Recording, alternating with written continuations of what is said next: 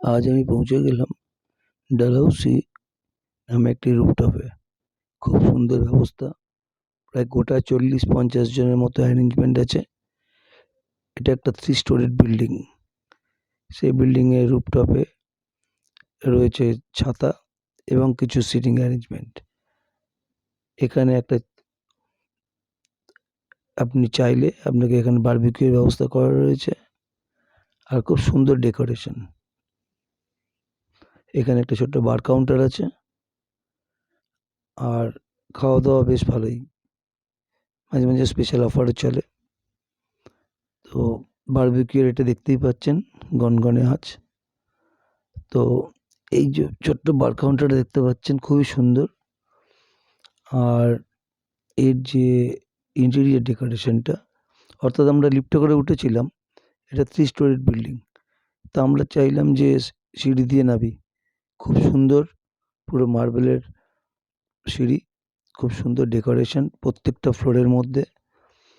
আর প্রত্যেকটা এতেই রয়েছে একটা চাইনিজ বর্ডারের মতো কাজ করা আছে। প্রত্যেকটা ফ্লোরের মেঝে মার্বেল দিয়ে বিভিন্ন রকমের ওয়ালগুলো খুব সুন্দর।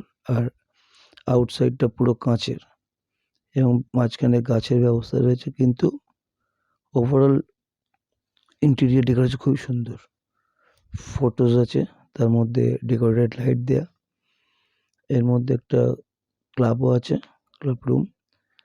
আর অ্যাকচুয়ালি এটা লিফটে করে উঠে তারপরে একটা ফ্লোর হেঁটে উঠতে হয় রুফটপেতে।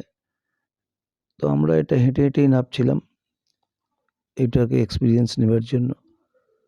তো সত্যি করেই প্রত্যেকটা ডেকোরেশন খুব সুন্দর। খুব সুন্দর মুরাল করা আছে ওয়ালের মধ্যে। আর এটা কোন জায়গায় অবস্থিত আশা করি দেখলে বুঝতে পারবেন। এটা হচ্ছে, এটা আমাদের সল্টলেক স্টেডিয়ামের ঠিক সামনে, মণিপাল হসপিটালের ঠিক পেছন দিকে। এটার নাম হচ্ছে